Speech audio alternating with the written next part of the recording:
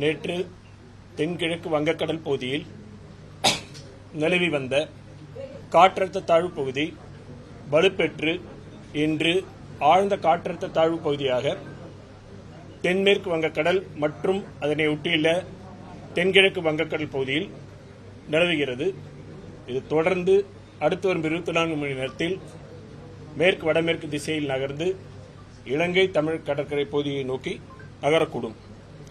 இதன் காரணமாக அடுத்து வரும் 4 தினங்களுக்கு தமிழகம், புதுவை, காரைக்கால் பகுதிகளில் அநேக இடங்களில் லேசானது முதல் மிதமான மழை பெய்யக்கூடும். கனமழை பொறுத்தவரையில் அடுத்து வரும் 24 மணி நேரத்திற்கு கடலூர், மயிலாடுதுறை, காரைக்கால், நாகப்பட்டினம், திருவாரூர், தஞ்சாவூர் ஆகிய மாவட்டங்களில் ஓரிரு இடங்களில் கனமழைக்கான வாய்ப்பு இருக்கிறது.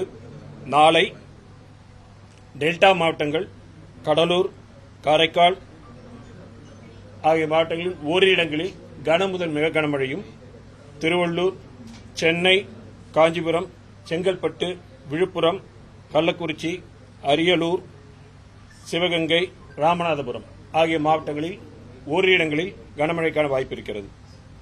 12ஆம் தேதி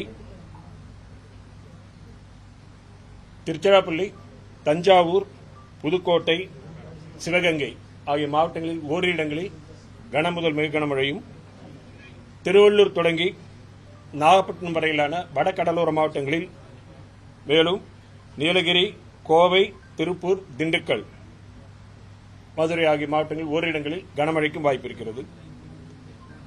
13ஆம் தேதி தென் தமிழக மாவட்டங்கள் மற்றும் மேற்கு மலை தொடர்ச்சி ஒட்டியுள்ள மாவட்டங்களில் ஓரிரு இடங்களில் கனமழைக்கான வாய்ப்பு உள்ளது. மீனவர்களுக்கான எச்சரிக்கையை பொறுத்தவரையில் குமரிக்கடல், மன்னார் வளைகுடா, தமிழக கடற்கரை பகுதிகள், தென்மேற்கு வங்கக்கடல் மற்றும் தென்கிழக்கு வங்கக்கடல் பகுதிகளில் சூறைக்காற்றானது மணிக்கு 35 முதல் 45 கிலோமீட்டர் வேகத்தில், அவ்வப்பொழுது 50-50 கிலோமீட்டர் வேகத்தில் 13ஆம் தேதி வரை வீசக்கூடும் என்பதால் மீனவர்கள் இந்த பகுதிகளுக்கு செல்ல வேண்டாம் என்று அறிவுறுத்தப்படுகிறார்கள். வடகிழக்கு பருவமழை பொறுத்தவரையில் தமிழகம், புதுவை, காரைக்கால் பகுதிகளில் கடந்த அக்டோபர் 1 முதல் இன்று வரையிலான காலகட்டத்தில் பதிவான மழையின் அளவு 45 சென்டிமீட்டர். இந்த காலகட்டத்தின் இயல்பு அளவு 40 சென்டிமீட்டர். இது இயல்பை விட 14% அதிகம். தற்பொழுது வரை 22 மாவட்டங்களில் இயல்பை ஒட்டியும், 15 மாவட்டங்களில் இயல்பை விட அதிகமாகவும், 3 மாவட்டங்களில் இயல்பை விட குறைவாகவும் மழை பதிவாகியுள்ளது. ஓகேங்களா? ஸோ காற்றழுத்த தாழ்வு பகுதி இருந்தது, இப்போ வெல்மார்க் லோ ப்ரெஷராக இருக்கு. அவ்வளோதான். வெல்மார்க் லோ ப்ரெஷர் ஸ்லோவாக நகர்ந்துருக்கு. ஸ்லோவாக தான் நகரும், மெதுவாக இருக்கக்கூடிய சூழ்நிலை தான் இருக்கு. இப்பொழுது நிலையில் மெதுவாக தான் நிகழ்ந்து தற்பொழுது நிலையில் இல்லை. ஆழ்ந்த காற்றழுத்த தாழ்வு பகுதி வெல்மார்க் லோ ப்ரெஷர் அப்புறம் தான் டிப்ரெஷன், அப்புறம் தான் டீப் டிப்ரெஷன். அது நிறைய புயலுக்குலாம் 4-5 ஸ்டேஜ் மேலே இருக்கு. இன்னும் இது வெறும் லோ ப்ரெஷர் தானே. லோ ப்ரெஷருக்கு வெல்மார்க் லோ ப்ரெஷர் தான் இருக்கு. அவ்வளவுதான். மழை தான், வேற ஒரு பெரிய இதெல்லாம் ஒன்றும் கிடையாது.